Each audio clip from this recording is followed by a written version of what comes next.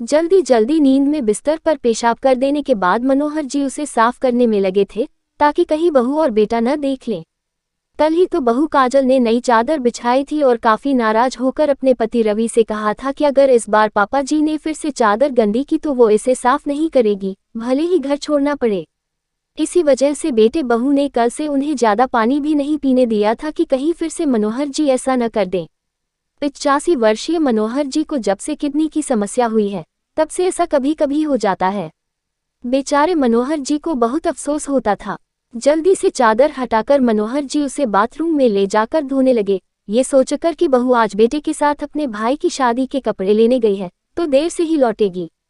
उन्हें भूख भी लग रही थी पर मन का डर उनके हाथ जल्दी जल्दी चलाने को मजबूर कर रहा था।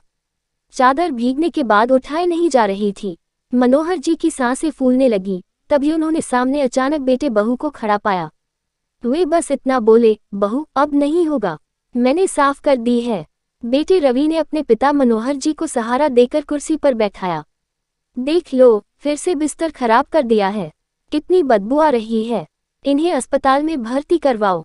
बहू कुछ और बोलती उससे पहले रवि ने कहा, तुम अपने मायके जा सकती हो।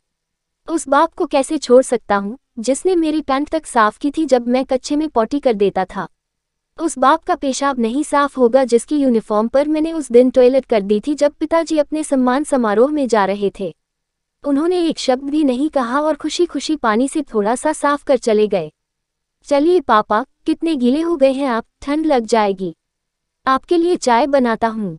बेटे ने दीवान से नई चादर निकालकर मनोहर जी के बिस्तर पर बिछाई, उन्हें बैठाया, उनके कपड़े बदले और अपने हाथों से चाय पिलाने लगा। मनोहर जी के कांपते हाथ बेटे को आशीर्वाद देने के लिए उसके सर पर आ गए। आंखों से भी आंसू बह निकले जिन्हें धोती के कोनों से पोंछते जा रहे थे।